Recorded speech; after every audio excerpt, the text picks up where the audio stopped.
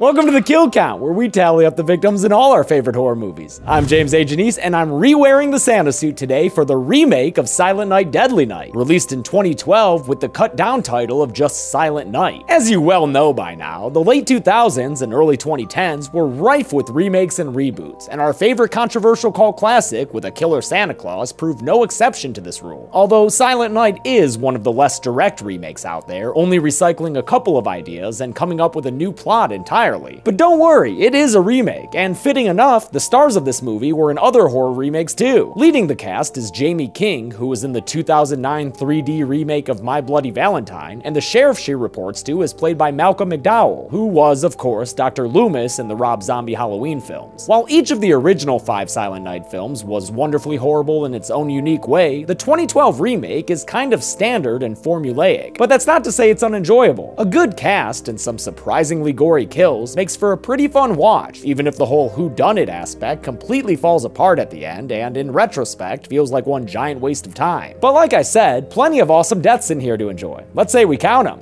I mean, that is the hook of the show, after all.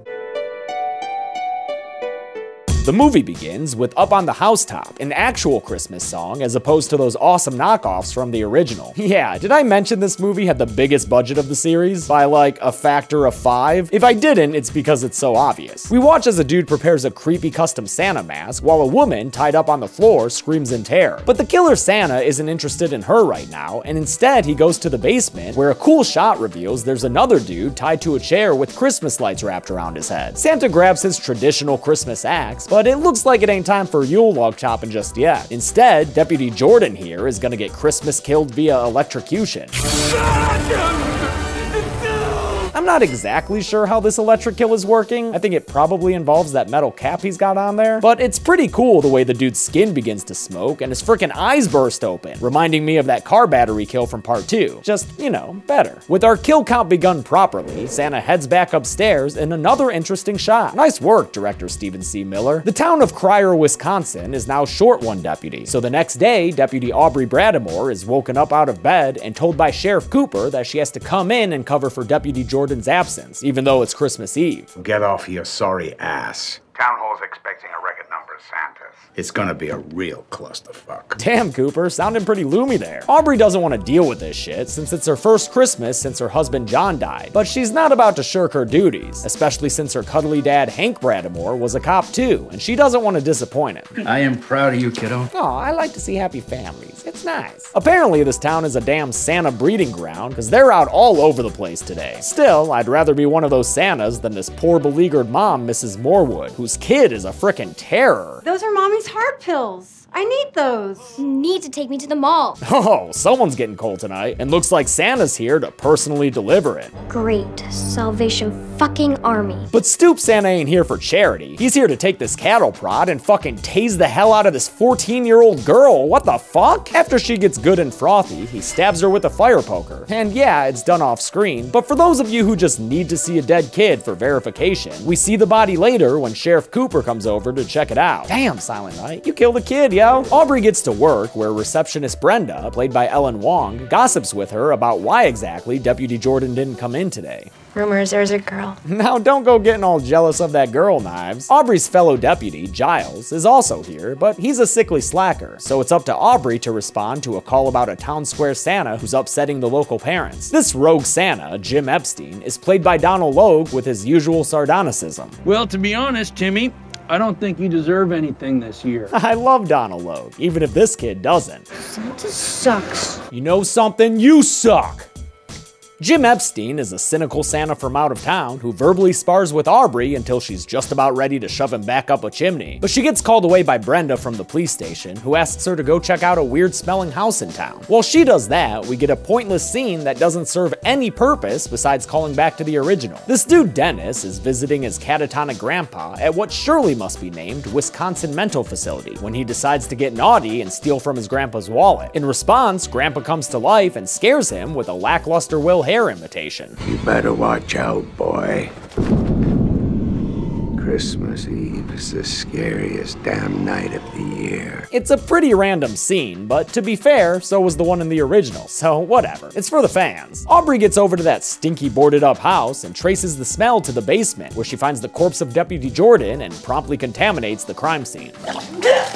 After calling it in, she goes upstairs where a ringing cell phone leads her into a very bloody room. She finds the ringing phone in a drawer with a hand still clutching it. But for all you completists out there, don't worry, the rest of the body's pieces are here too. I think, might be a toe or something is missing. This hacked up corpse belongs to the woman tied up in the beginning, a married woman named Alana Roach who was having an affair with Deputy Jordan. Sounds like they were being naughty and needed some punishment. Sheriff Cooper arrives at the house so Malcolm McDowell can ham it up some more. Hell, he even gets his own Deputy Dewey-like Western-sounding leitmotif. So don't go playing the hero. That's my job.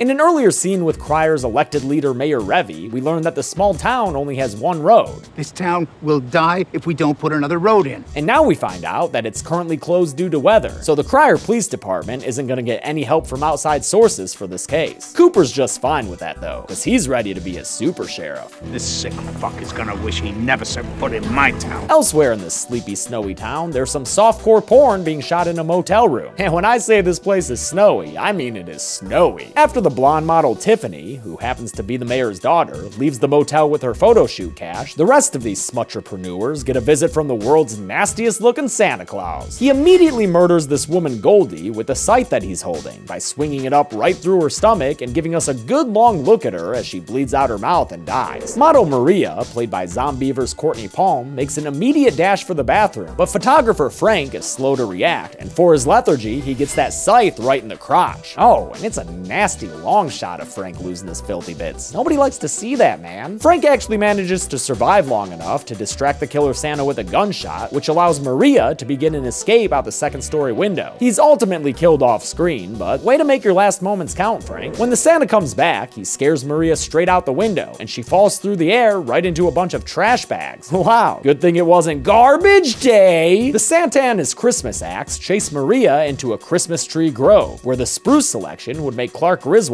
cry. When the masked killer inevitably catches up to the topless girl, he begins the kill by hacking off her leg, which sends it flying through the air. Wow, look at these extra shots of gore, patrons. Pretty cool, huh? But Santa wants to leave this tree farm the way he found it, so he grabs the detached foot, and also the rest of poor Maria, and heads over to a tree chipper. First to go into the mouth of the machine is the foot, and then before you can say Steve Buscemi, Maria is put in there too. Oh, and he does it feet first? That's just fucking cruel, Santa. Wow, man, this movie cranked it up to 11 real fucking fast. Those other Silent Nights ain't got shit on this for gore. The police are informed of the day's crimes, so Cooper goes and comforts the mom of the little dead girl, while Aubrey and Giles tend to the bodies at the porn shoot motel room. Porn, drugs.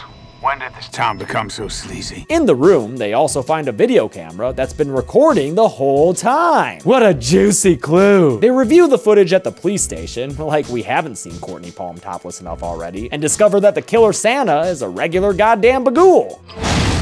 Tiffany, the model/mayor's daughter, is singing in the town square in a quintet of Santa girls. But why even bother with those outfits if you ain't doing Jingle Bell Rock while Amy Poehler videotapes you? They get hit on by pervy pastor Reverend Madeley, who had earlier hit on Aubrey when she swung through a church to mourn her dead husband. And lest you think all his shoulder gripping and salivating is innocent, nah son. Spread some joy to the world.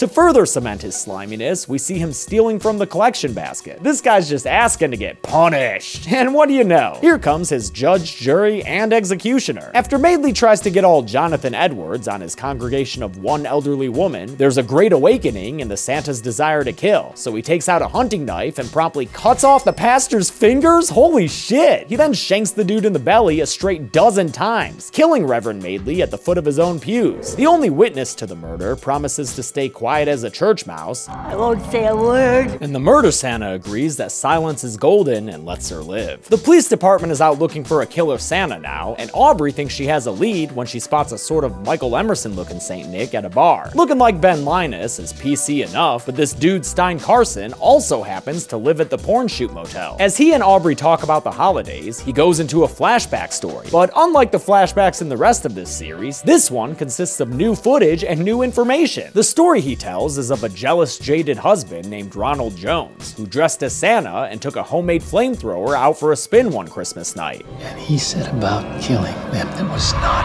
The desaturated flashback shows how Ronald Jones scared away his wife's boyfriend before turning the weapon on her and firing away. Jane Jones burned to death in the street, reminding me of the falling flaming lady death from Part 4 Initiation, just, you know, better. After Carson's story time is over, Aubrey calls the last number in a phone she found at the porn shoot crime scene, and it happens to go to Carson's phone. He flips out and runs away from her, and after she chases him out back to the alleyway, he gives her a Santa sucker punch and knocks her to the ground. He even slashes her with a knife before Cooper arrives and scares the dude away. Aubrey calls her pops and tells him that she's lost confidence in herself as a cop. And it's a nice little character scene between the daddy and daughter as he assures her that she's the best damn police he's ever seen. It's funny how this Silent Night is like trying to be an actual movie. Hank ends the phone call, promising her that she'll succeed. This isn't the first time a Bradamore had to bring down a bad Santa. Don't forget that 4 years ago, I had to put 16 rounds in Billy Bob Thornton. Oh, that Billy Bob. Cooper is convinced that Carson is their man. It's double S.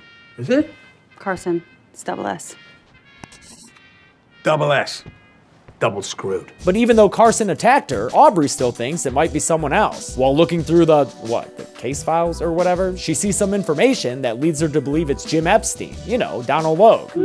Ooh, now I'm scared. So she and Cooper break into his trailer, which, say what you will, at least he's fucking festive. But they're looking in the wrong place. The Santa killer has arrived at the mayor's stately home, acts all ready to register a complaint with the city. The mayor himself is out back smoking a cigarette when his wild child Tiffany arrives, already undressing her boyfriend Dennis, that one dude from the grandpa scene. The two of them stumble off to go open up some presents in the guest house, leaving Mayor Revy all by his lonesome. He gets a call from Sheriff Cooper, but mid-conversation finds a strand of Christmas lights inconveniently wrapped around his neck. Yeah, this is the third time this kill has gone down in this franchise, and it's pretty much the same as before. And Cooper's such an idiot, he just mistakes the mayor's sounds of struggles as bad reception. The mayor's bomb-ass guest house is all ready to host some more sex and gore for us, since Tiffany and Dennis are in there making the same old tired Christmas climax jokes.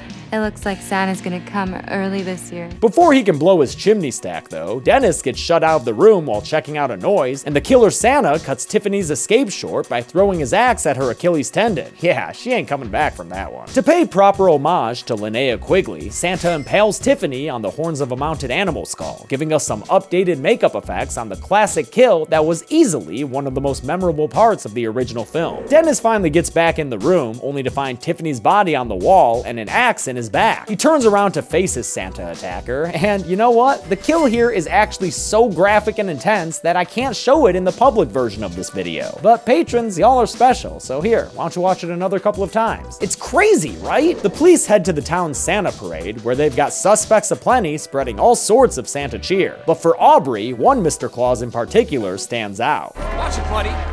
Fake-ass Santas. It's Jim Epstein, and Aubrey chases him through a sea of Santas so she can catch her man. Cooper's the one who ultimately subdues Epstein with his handy-dandy nightstick, and they lock him in a jail cell where he screams for his favorite holiday snack. Where's my figgy pudding? That was actually part of a 3-minute rant about how Christmas is a miserable time. And for some reason, by the end of it, Aubrey no longer believes that Jim Epstein is the killer behind the beard. She heads back to the murder motel where she witnesses Stein Carson being shady. She walks into his room with her gun already drawn, and it doesn't take long for him to pull out his own piece. He's confident she won't actually shoot him, but when his finger gets itchy, he's proven wrong, and she puts a slug right in the middle of his forehead, killing him quickly and spraying blood all over that kitchen. I mean, it's not like it was super clean before or anything, but still, someone's gonna have to wipe that shit up. Then, I'm gonna be real, the movie starts to lose me here by trying to be too smart with its clues and twists. Aubrey sees a present on Carson's counter and has flashbacks to seeing similarly wrapped gifts at the various crime scenes from throughout the day. She also remembers seeing one of them at home with her dad, so she rushes back home in a worried hurry. Turns out there's also one of those presents at the police station. A lump of coal? Not a good sign for the cops there, including Giles, who was just about to check out for the night. A random line from Sheriff Cooper, Hey, and take the trash while you're at it, leads to a direct reference to Eric Freeman's tour de force performance from Part 2. What is this?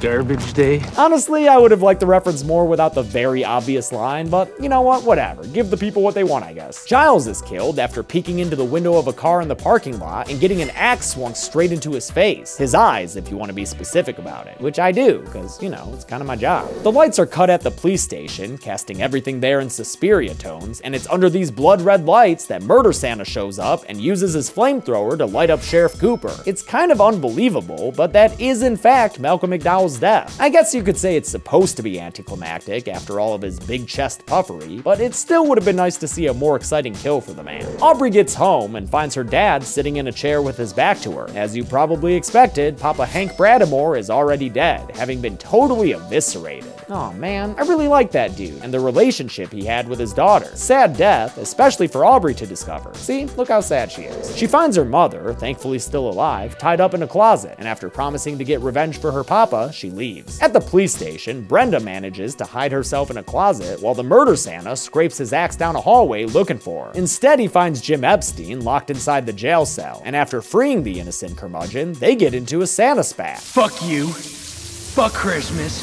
and fuck your plastic face!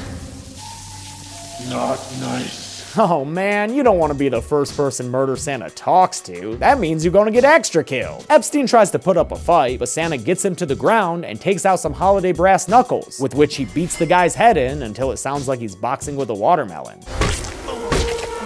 Aubrey gets to the police station, where the fire sprinklers are going off thanks to Cooper's burnt head. Murder Santa leaps out and attacks her, and their fight turns into an axe battle, which would be really cool if I could just see what the hell was happening in it. Aubrey ultimately triumphs over the Murder Santa by taking his homemade flamethrower and lighting him up like he's some of Nellie's hot shit. The Santa goes down, down, baby to the floor, and Aubrey leaves him there burning as she goes and rescues Brenda from the closet. Together, the two of them make it outside and watch as the Crier police station goes up in flames. Sometime later, we see a dude with a big burn on his face sitting in a truck and glancing at an old family photo. It's here that we get our perfunctory explanation as to who the killer Santa was. It was Ronald Jones Jr., son of the angry flashback Santa, Ronald Jones Sr., you know, the dude who torched his wife. Turns out that after that happened, Aubrey's dad Hank rolled up. And remember how he said it wasn't the first time a Bradamore had to put down a bad Santa? That's because Hank shot Ronald Jones Sr. and caused his flamethrower to explode all over him. Ronald Jones Sr. died in a slow-motion immolation, falling to the ground right next to the wife he had burned to death moments prior. And that's what we call karma, son. Oh, speaking of sons, yeah, turns out Ronald Jones Jr. had been sitting in his dad's truck and witnessed the whole thing. It led him to become the movie's Murder Santa this year, and I guess he survived the fire. Merry Christmas? Kind of lost me at the end there, but maybe this bloody remake can bring me back on board by putting up big numbers. Let's get to them.